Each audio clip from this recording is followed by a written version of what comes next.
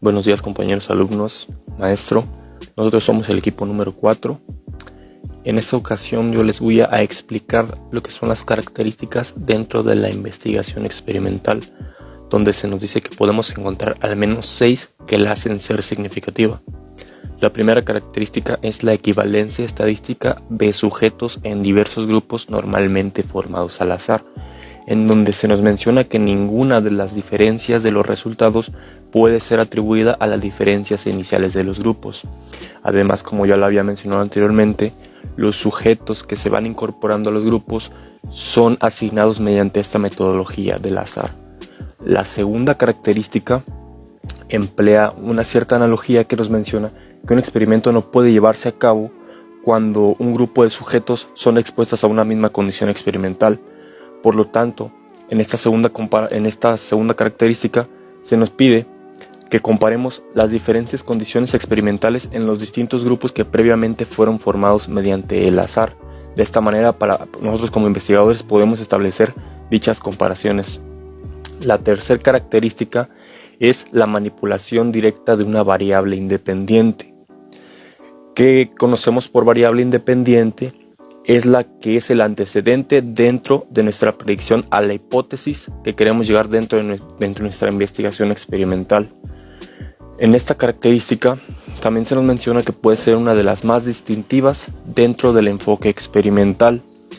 Además de que nosotros como investigadores tenemos la responsabilidad de asignar los niveles a los distintos grupos de los sujetos, de tal manera que si el estudio no se hace de esta manera, no puede considerarse un experimento real.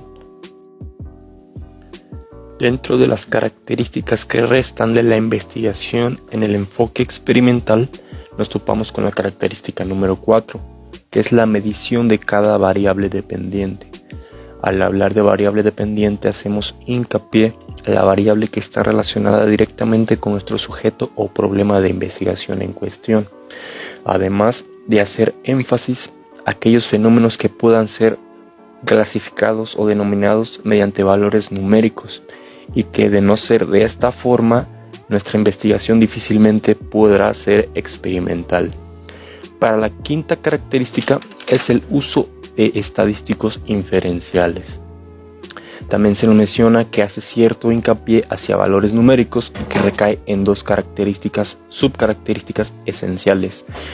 La primera es que nos va a brindar herramientas para hacer generalizaciones dentro de nuestra investigación, y por otra parte, esta misma característica lo que nos va a proporcionar es tomar decisiones dentro de nuestra investigación experimental. La sexta característica es el diseño que permita un control máximo de variables extrañas. Al referirnos a variables extrañas es las que no entran dentro de esta clasificación dicotómica entre variable dependiente y variable independiente, por lo que al realizar un diseño que permita este control de variables, lo que nos va a proporcionar es una homogenización dentro de nuestros grupos de investigación experimental. El siguiente tema del cual hablaremos son las fases del experimento. Un experimento consiste en una situación simulada en la que se modifican voluntariamente las condiciones de una o diversas situaciones precedentes. En las fases del experimento existen varias etapas. Yo les hablaré del planteamiento de un problema de conocimiento, de hipótesis y de la formulación de hipótesis. Se me hace importante mencionar que la hipótesis es la relación a priorística entre la variable independiente o causa y la variable dependiente o efecto. Vamos a explicar un poco más a fondo cada una de las diversas etapas que abarcan las fases del experimento. Como primer punto hablaremos del experimento.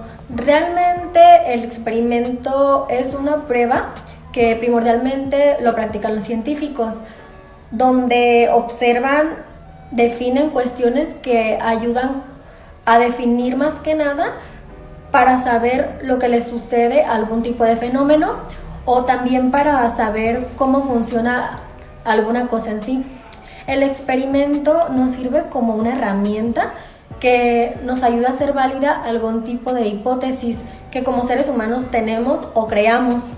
El experimento es una situación de control en la cual se puede manipular de manera intencional una o más variables independientes que prácticamente serían las causas. Como segundo punto, hablaremos del planteamiento de un problema de conocimiento. Cuando nosotros no tenemos realmente una explicación concreta que nos explique o cuando tenemos una laguna de conocimiento, es cuando surge el problema de conocimiento. Se me hace importante mencionar que el problema de conocimiento está relacionado con la variable independiente. Y como tercer punto hablaremos de la formulación de hipótesis. Primeramente, para que una hipótesis exista, debe surgir un problema determinado, donde el investigador crea primeramente su propia ideología de antes de comenzar con lo que sería la investigación experimental. Esta anticipación sería lo que llamamos la hipótesis, la cual se debe comprobar obviamente de una manera empírica. Realización de un diseño adecuado a la hipótesis. El diseño de un experimento es su organización formal e incluye diversos subprocesos, como la definición de las variables independientes con sus niveles correspondientes, la asignación de los sujetos a los diferentes grupos experimentales y la observación sistemática de resultados. El diseño de investigación se define como los métodos y técnicas elegidos por un investigador para combinarlos de una manera razonablemente lógica, para que el problema de la investigación sea manejado de manera eficiente. El diseño es una guía sobre cómo llevar a cabo la investigación, utilizando una metodología particular. Cada investigador tiene una lista de preguntas que necesitan ser evaluadas. El bosquejo de cómo debe llevarse a cabo la investigación puede prepararse utilizando el diseño de investigación. Por lo tanto, una investigación de mercados se llevará a cabo sobre la base del diseño de la investigación. ¿Para qué realizar un diseño de investigación? El diseño de un tema de investigación se utiliza para explicar el tipo de investigación, ya sea investigación experimental, encuestas, investigación correlacionada, semi-experimental y también su subtipo de diseño experimental, problema de investigación, estudio de caso descriptivo. Hay tres etapas principales del diseño de investigación, que son la recolección, medición y el análisis del análisis. Recogida y análisis de datos. El diseño de un experimento en su organización formal incluye diversos subprocesos, como la definición de las variables dependientes con sus niveles correspondientes, de la asignación de los sujetos a los diferentes grupos experimentales y la observación sistemática de los resultados. La recolección de datos se refiere al enfoque sistemático de reunir y medir información de diversas fuentes a fin de obtener un panorama completo y preciso de una zona de interés. La recopilación de datos permite a un individuo o empresa responder a preguntas relevantes, evaluar los resultados y anticipar mejor las probabilidades y tendencias futuras. La exactitud de la reunión de datos es esencial para garantizar la integridad de un estudio, las decisiones comerciales acertadas y la garantía de calidad. Por ejemplo, puedes hacer una recolección de datos a través de aplicaciones móviles, las visitas a sitios web, los programas de fidelización y las encuestas en línea para saber más sobre los clientes. ¿Cómo realizar una recolección de datos correctamente? Existen diferentes métodos y técnicas de recolección de datos que te pueden ser de utilidad. La elección del método depende de la estrategia, el tipo de variable, la precisión deseada, el punto de recolección y las habilidades del encuestador. Las entrevistas es uno de los métodos más comunes si te decides hacerla. Pon especial atención en las preguntas que debes realizar y también depende si das una entrevista cara a cara, vía telefónica e incluso si es por el correo electrónico. Listo. Elaboración de conclusiones. En las conclusiones se especifica hasta qué punto y con qué limitaciones queda confirmada la hipótesis experimental. También el posible grado de generalización que nos permite, con arreglo al proceso que se ha seguido y con la muestra con la que se ha trabajado. Unas buenas conclusiones suelen incluir pruebas a resolver que ha surgido a lo largo del proceso del investigador. Se debe señalar los resultados que se han encontrado. Se debe evidenciar cómo se han logrado los resultados. Se debe señalar la conclusión final, producto de la demostración de la hipótesis. Se deben mostrar conclusiones de carácter parcial, logrados en el desarrollo de la investigación. Se resaltará finalmente los aportes que se realicen al campo de investigación específico. Se debe resaltar aquello que no se haya podido demostrar para que otro investigador pueda enfocarse en su investigación. No se debe de olvidar que existe una gran relación entre la introducción y las conclusiones de las primeras hipótesis que debemos mostrar. El segundo nos indica cómo hemos logrado obtener el resultado. Yo les voy a explicar del estudio de las variables. Variable independiente, variable dependiente y variables extrañas.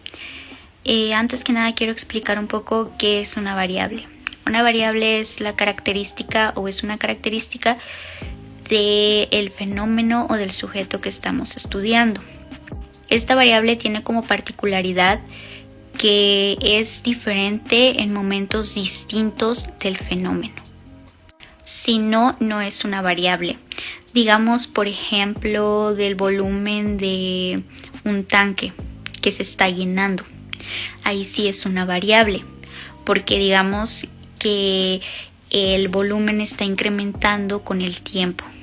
Si este no se está llenando o no está sufriendo de modificaciones, esta no sería una variable que pudiéramos considerar dentro de nuestro estudio. Entonces, una variable es una característica que cambia con el tiempo y además esta variación debe ser susceptible a medirse. Que esto es un punto muy importante dentro de la metodología de la investigación, ya que debemos de tener una forma de medir esta variable. Por ejemplo, si nuestra variable es la felicidad de una persona, pues nosotros tendríamos que tener ciertos instrumentos que nos puedan dar o indicar la felicidad de esta persona. Algunos otros ejemplos que podríamos utilizar como variables pues podría ser la presión sanguínea, que podría ser una buena variable, o también incluso la frecuencia cardíaca. Otra podría ser el peso de un niño o también la edad de una persona. Ahora sí, ya teniendo claro que es una variable, podemos decir que hay bastantes clasificaciones de variables. Las 3 variables que se presentan aquí pertenecen a la clasificación de relación entre ellas de dependencia. Primero está la variable independiente. ¿Qué es una variable independiente? Pues esta variable independiente es la que va a condicionar o determinar el cambio sobre la variable dependiente. Digamos que en el estudio tenemos una variable, por ejemplo, el volumen de un gas que nosotros queremos cambiar o explorar mediante la incrementación de la temperatura. Entonces, en este caso, nuestra variable independiente sería la temperatura. Y la variable que cambiaríamos sería el volumen del gas. Esa sería la variable que estaríamos cambiando con la variable independiente. Parte importante es que actúa como un factor condicionante de la variable dependiente. Esto quiere decir que tienen una relación o están relacionadas. También se le puede llamar variante causal o experimental, ya que está o es manipulada por el investigador o medida por el investigador. Por otro lado, una variable dependiente es el fenómeno en sí. O sea que esta es la variable que nos describe al fenómeno. Es la variable que se deja afectar por la frecuencia o por la acción de la variable independiente. Y también se le puede llamar variable de efecto o acción condicionada. Ambos son elementos bastante importantes dentro de la investigación.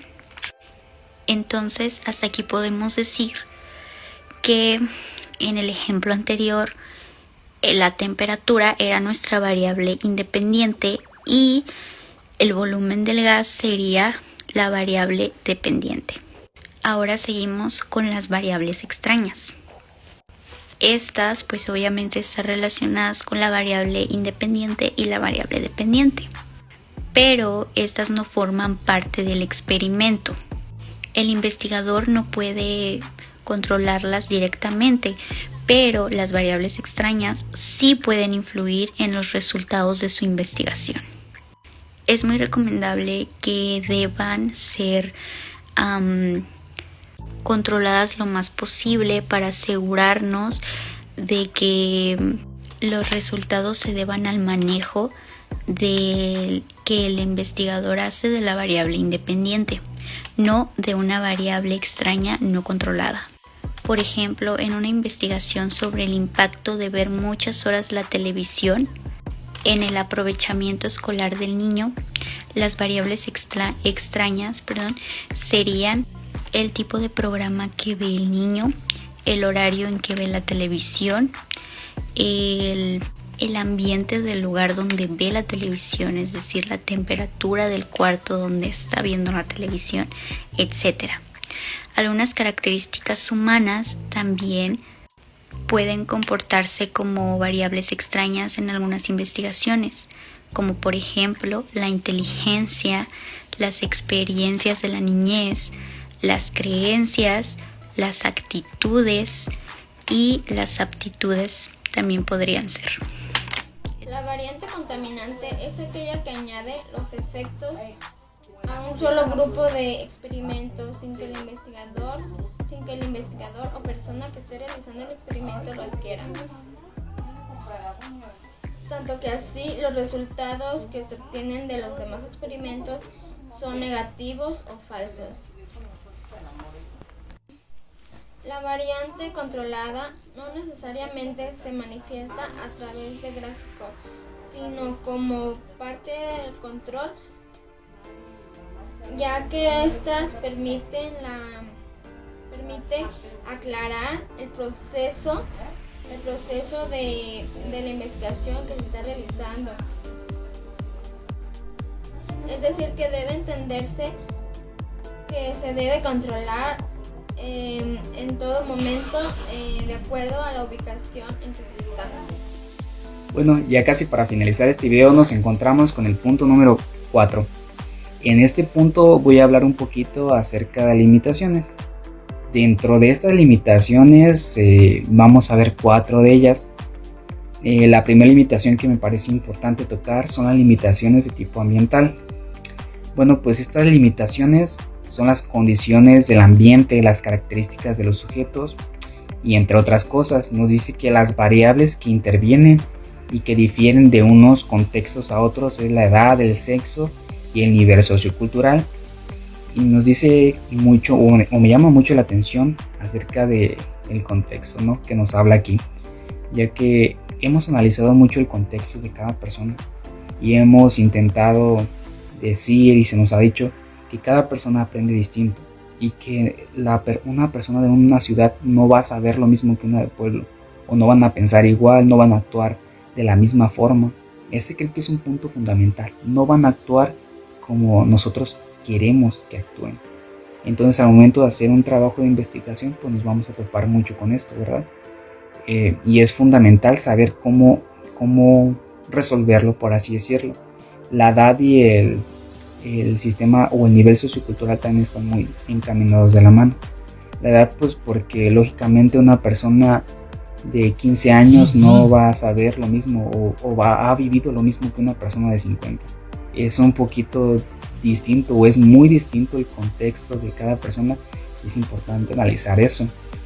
La siguiente limitación de la que vamos a hablar un poquito es las limitaciones en la medida.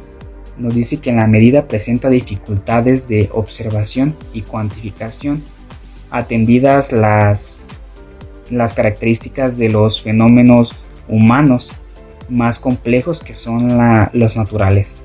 ¿Qué nos quiere decir con esto? Que estas limitaciones, una de las principales herramientas en las que se apoya son los test y cuestionarios, entre esas cosas. Entonces esas pueden ser muy inciertos, no son nada seguros.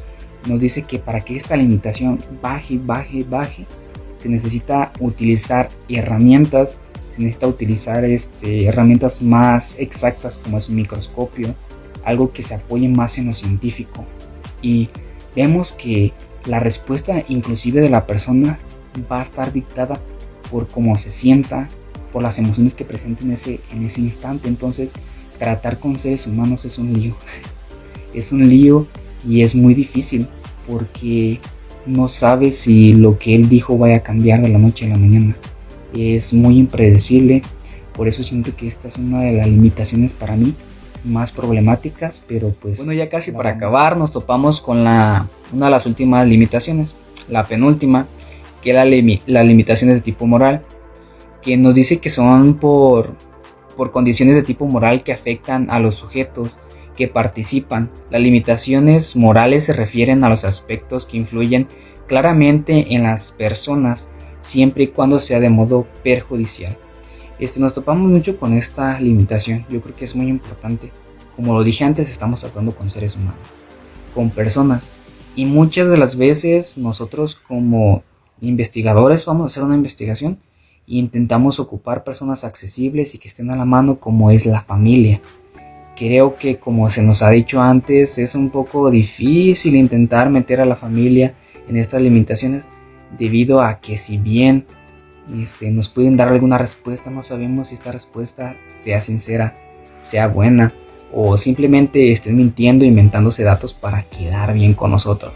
Entonces creo que es fundamental que intentemos no tomar mucho a la familia en este punto, y personas pues que conocemos y que saben quiénes somos. Por lo tanto, pues yo creo que pues, como persona lo primero que dices, no, pues voy a proteger mi privacidad, o voy a proteger lo que pienso para que esta persona no se decepcione de mí.